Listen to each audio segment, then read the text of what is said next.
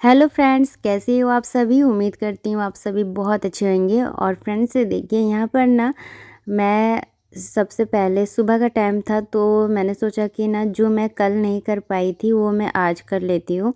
और कल तक तो मैं सोच रही थी कि मैं दूसरे हिसाब से अपनी घर की दिवाली की सफाई करूँगी, लेकिन अभी चेंज हो गया है। अभी टाइम नहीं बचा है, तो इसीलिए अभी मुझे जो दिख रहा है सबसे पहले मैं वही कर रही हूँ। बच्चों का छुट्टी था, तीनों बच्चे घर पर ही थे। तो यहाँ पर ना मैंने सोचा था कि एक एक दिन करके मैं सारा चीज़ करूँगी, पहले एक रूम फिर दूसरा रूम ऐसे। लेकिन अभी बिल्कुल टाइम भी नहीं है, और मैं सोची थी किसी और प्लान से चल रही थी, पर वो हुआ ही नहीं। और टाइम भी देखिए कितना जल्दी निकल जाता है, और मौसम तो इस बार इतना ख़राब हुआ ना कि बिल्कुल वो ना काम ही चौपट कर दिया। 2 दिन हमारे इधर 2-3 दिन बारिश हुई, और बारिश की वजह से बहुत ज़्यादा ठंड लग रही थी, और तबीयत ख़राब होने का बहुत ज़्यादा चांस था। इसी वजह से पानी वाला जो जितना भी धोने का था वो सब मेरा काम रह गया। तो अभी मैं सबसे पहले जितने भी मकड़े के जाले वगैरह हैं ना, उनको पहले मैं झाड़ लेती हूँ, क्योंकि मकड़े के जाले मतलब ऊपर ऊपर का जो गंदगी है, धूल मिट्टी, वो नीचे हट जाएगा। और दीवार भी में भी ना 1 साल में धूल वगैरह जम जाती है।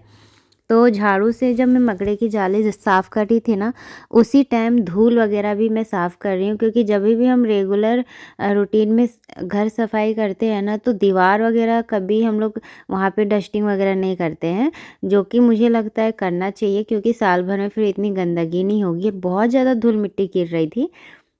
तो बस यहाँ पर मैं वही काम में लग गई थी, और जितने भी मकड़ी के जाले, धूल मिट्टी, झाड़ू से जितना ऊपर ऊपर का था ना, वो मैं यहाँ पर हटा रही थी। तो यहाँ पर देखिए, इस दरवाजे में ना ये पॉलीथीन जो चिपकी होती है पतली वाली, वो अभी तक लगी हुई है। अभी तक इसका मैंने निकाला ही नहीं है। पीछे की साइड खोलने के टाइम चला जाता है ना, तो कभी दिखा ही नहीं।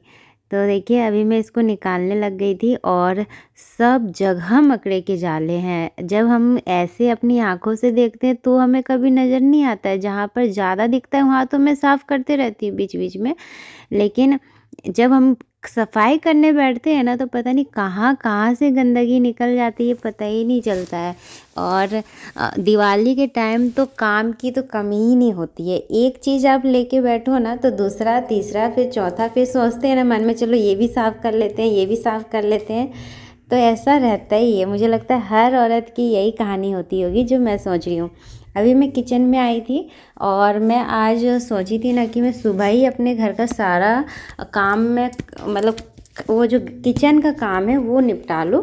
तो सबसे पहले देखिए, यहाँ पे दूध आया था, तो दूध मैंने गर्म होने के लिए रख दिया है। उसके बाद देखिए फ्रेंड्स, अभी मैं सब्ज़ी बनाऊंगी, दोनों टाइम की सब्ज़ी बनाऊंगी। दोपहर में भी काम आ जाना चाहिए, और अभी नाश्ते में भी, क्योंकि अभी सफाई करने बैठूंगी ना, तो फिर बाद में फिर किचन में आना पड़े, तो फिर बहुत तो टाइम का वो हो जाता है। फिर टाइम दिन भर किचन में ही बीत जाएगा। इसीलिए मैंने सोचा ना कि किचन का सारा काम अभी कर लूँगी, जितना भी खाना पीना बनाने का रहेगा वो मैं बना लूँगी। यहाँ पर देखिए, मैं पालक की साग की भजिया बनाने जा रही थी, तो बस वही उसी के लिए मैं यहाँ पे पालक का साग कट कर रही हूँ। और मैंने खिड़की खोला, रिमझिम बारिश हो रही थी बाहर, और ये सुबह का वक्त है, लेकिन आज दोपहर में थोड़ी सी धूप हुई थी। ये देखिए, ये कढ़ाई मैं आप सभी के साथ शेयर करने जा रही हूँ। ये बहुत अच्छी कढ़ाई है, अभी मैं इसी में कुकिंग करूँगी। ये अगारो का रीगेंसी ट्री प्लाई स्टील कढ़ाई है। 2.75 लीटर कैपेसिटी है इसकी, और 26 सेंटीमीटर इसकी डायमीटर है।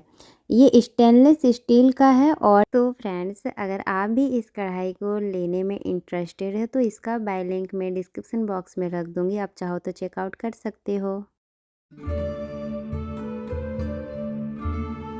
यहाँ पर देखिए फ्रेंड्स, मैं बना रही थी सब्जी आलू की, चने की और तुरई की। तो बस 3 तुरई था, तो फिर मैंने इसमें आलू ऐड कर दिया, और चने मैंने डाल दिया। और यहाँ पे जो कटोरी मैंने ये मसाले घोल रही हूँ पानी में। और फ्रेंड्स, तेल में मैंने सरसों का तड़का लगाया है, और ये मसाले इसमें मैं डाल दूँगी। इसमें डेली रूटीन के ही मसाले हैं, जैसे हल्दी, मिर्च पाउडर, धनिया पाउडर, और ये सब, और थोड़ा सा मिक्स मसाला मैंने लिया है। और इसमें ज़्यादा मसाले नहीं जाते तुरई की सब्ज़ी में, पर मैंने आलू चना डाला है, तो ये अच्छी लगेगी इसमें। और ये मसाला मसाला कभी कभी जल भी जाता है ना, तो इसमें आज मैं पानी में घोल कर इसमें देखिए इसको पहले मैं पका लूँगी।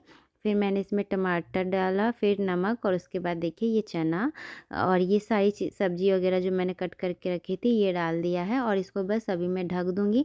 आँच में धीमी कर दूँगी और ये धीरे धीरे पक के तैयार हो जाएगी। और तुरई में तो बहुत सारा पानी निकलता ही है जैसे कि आप जानते हो, और ये बहुत जल्दी ही बन गई थी। इस कढ़ाई को मैं अभी निकाली हूँ यूज करने के लिए। मेरी वो जो कढ़ाई है ना बड़ी वाली जो एल्युमिनियम की है, वो मैंने अभी हटा दी है। और स्टील की भी एक कढ़ाई मेरे पास है, लेकिन उसका साइज़ बहुत छोटा है, तो ज़्यादा सब्ज़ी जब बनाने का रहता है ना तो मुझे एल्युमिनियम वाली कढ़ाई यूज करना पड़ता था। और अभी देखिए फ्रेंड्स, खाना भी उधर बन रहा है, चावल दाल मैंने सब रख दिया है, और मैंने सुबह फिर रोटी भी बनाई थी।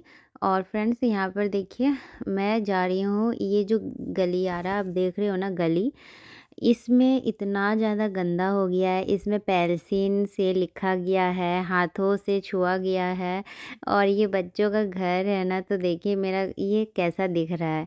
1 साल में इतना गंदा हो गया है, तो बहुत गंदा लग रहा है ना। इसी तरह मेरा ना लिविंग रूम भी था, तो मैंने वहाँ पे एक बार वो वाइट कलर का मैंने पेंट मंगवाया था, फिर मैंने वाइट कलर का पेंट किया ना, बहुत अच्छा हो गया, नया हो गया। वहाँ पर हम लोग ट्राई कर रहे थे।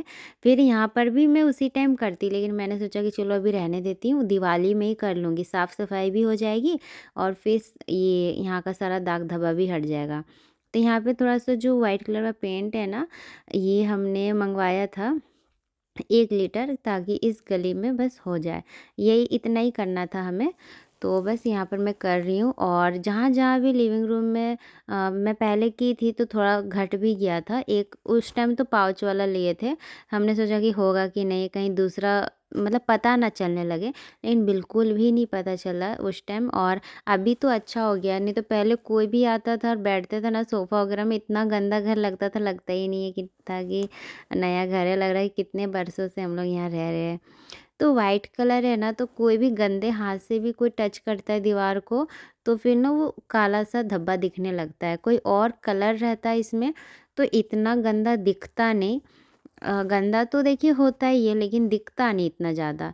तो वाइट कलर जितना सुंदर दिखता है ना, उतना उसकी मेंटेनेंस करनी पड़ती है। पर वही वाइट है ना, तो यहाँ पे ये है कि जो घर का रोशनदार घर दिखता है। तो इसी वजह से मैंने कहा कि अभी हम तो कलर वगैरह करवाएंगे नहीं, अभी हमने सोचा भी नहीं है कलर वगैरह कराने का। तो ये नीचे ही गंदा था, ऊपर तो लग रहा था बिल्कुल नया ही है। जब हम आए थे यहाँ पे शिफ्ट हुए थे, जैसा हम आए थे ना वैसे ही है ऊपर, लेकिन 3-4 फीट तक ये गंदा हो रखा था। और सबसे ज़्यादा गंदा करने में ना ये अयांश का हाथ है।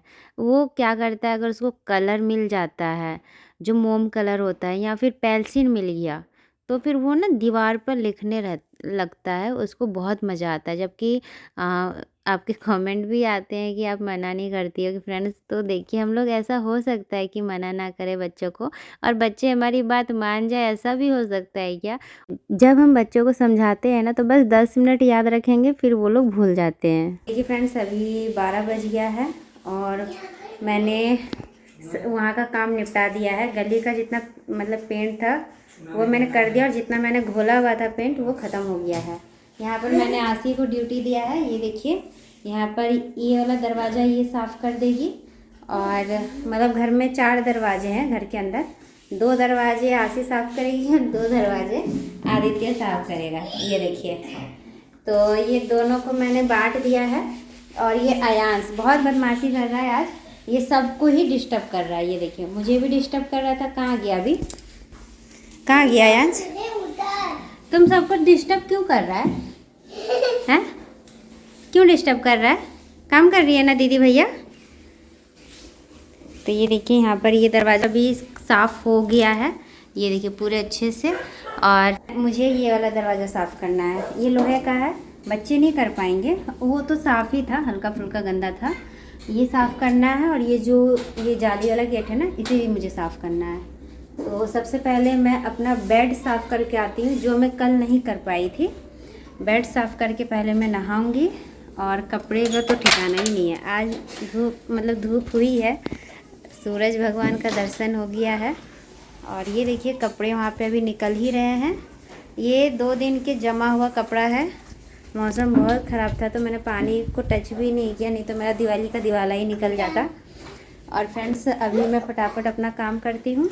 यहाँ पर मैं आदित्य को बोलने जा रही थी कि अब इस दरवाज़ा को छोड़ दो, अब दूसरा दरवाज़ा देखो, क्योंकि ये साफ़ हो चुका था पर एक ही दरवाजे में रगड़ रगड़ के साफ़ कर रहा है।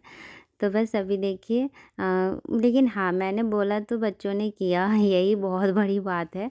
और अभी जैसे बाहर बारिश हो रही थी रिमझिम ना, तो सुबह से बहुत ज़्यादा ठंड लग रहा था बाहर और बहुत ठंडी हवा चल रही थी, बहुत ज़्यादा। तो मैंने खिड़की वगैरह तो यहाँ पे बंद कर दिया है। लेकिन हमारे खिड़की के साइड है ना, एक खेत के बगल में ही एक नहर जाती है, जिसमें ना खेतों का पानी नहर वो बहता है। तो वो नहर टाइप का है, तो जब भी उधर से हवा आती है ना, इतनी ज़्यादा शीतल हवा निकल आती है। अगर मैं खिड़की पे खड़ी रहती हूँ ना, तो कानों से, आँखों में और जैसे नाक से भी हवा जाती है, तो लगता है ना कि मतलब आप ना तुरंत छींकने लगेंगे, इतनी उसकी ठंडी हवा रहती है।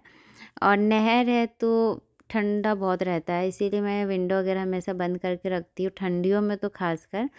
और अभी तो ऐसा लग रहा था कि नवंबर दिसंबर की सर्दी आ गई है, जब बारिश हो रही थी। लेकिन बारिश से 2 ही 3 दिन का असर था, क्योंकि झारखंड में और बहुत सारे स्टेट में ना एक तूफ़ान आया था, उसके चक्कर में बारिश हो रही है। वैसे दिवाली के टाइम बारिश नहीं होती है।